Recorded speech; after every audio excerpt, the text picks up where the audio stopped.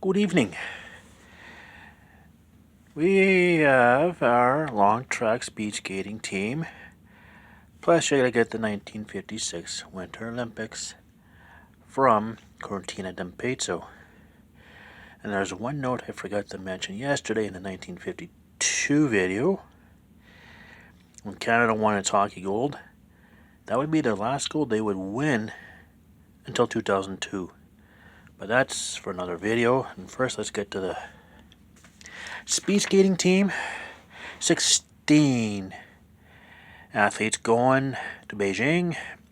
And they are as follows: Ivani Blondin, Marcia Hootie, Valerie Malte, Brooklyn McDougall, Heather McLean, Madison Pierman, Alexa Scott, Isabella Wildman, Jordan Belchos, Ted Jan Bloeman, Laurent Dubray, Graham Fish, Antoine Jelena Bolio, Connor Howe, Tyson Langelar, Gilmore Jr.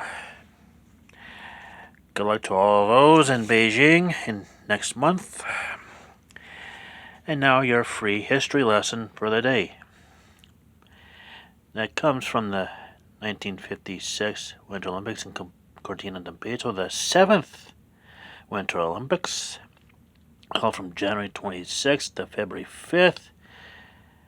32 nations and 821 athletes went. Soviet Union, Bolivia, and Iran made their debuts. Korea, Turkey, and Liechtenstein made its return, which is kind of different from debut. There was a list who declined to go. I think one was Argentina. Can't remember the rest. Anyways, many of the venues were well within walking distance of each other, so it was like a short little hike from one venue to another.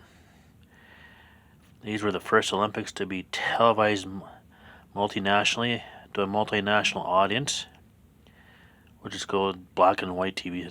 TVs were just invented during the 50s, so the first female to give the Olympic oath, Juliana Chanel Menuzzo, had the honor of giving the Olympic oath. Italy gets on the bobsled podium for the first time. They got a gold and silver in the 2-man, and they got a silver in the 4-man. The U.S. beats Canada in ice hockey for the first time. Speaking of first time, Soviet Union, in their first Olympics, beats Canada on the last day to win its first hockey gold. And there's going to be many more of those where that came from for the Soviet Union. Well, they beat Canada by 2-0, by the way, in the finale. Figure skating was held for outdoors for the last time, which I guess is okay because having figure skating and ice hockey on the same ice outside, by the end of it, ice is chewed up and many cracks and divots. Two new cross-country skiing events began here. The men's 30K, which was won by Veikko Hakulinen of Finland, and the women's 3x, which was also won by Finland. Sirka Porkkanen, Mirja Haitamies, and Siri Rantanen were on the team. That won gold. At the closing ceremonies, instead of having the athletes come in order as they do during the opening ceremonies, they all came in en masse. And that was at the suggestion of an Australian by the name of John Ian Wing, who wrote the IOC, hey guys, why don't you just send them all out at once? IOC seemed to like the idea, and that's where it began. 2 podium sweeps. First one on January 29th. In the giant slalom, Tony Saylor, Andrel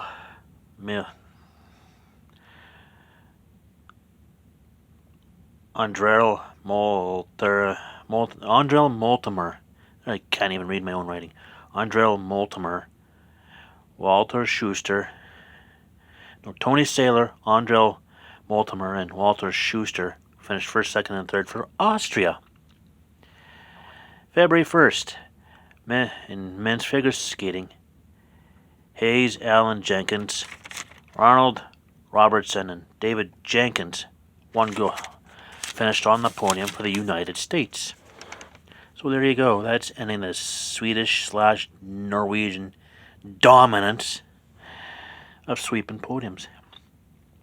Soviet Union led the medal haul with 7 gold, 3 silver, and 6 bronze for 16 medals. Host Italy had a gold and 2 silver for 3 total. And Canada finished with 1 silver and 2 bronze for 3 total. So there is your long track speed skating update, plus the 1956 Olympics. Tomorrow, the 1960 Winter Olympics in Squaw Valley, California, which I believe will be the 8th one. Plus, there was scheduled to be the short track speed skating announcement. And seeing as how the U.S. announced their bobsled team, Canada shouldn't be too far behind in that bobsled team announcement. Stay tuned, there will be more to come.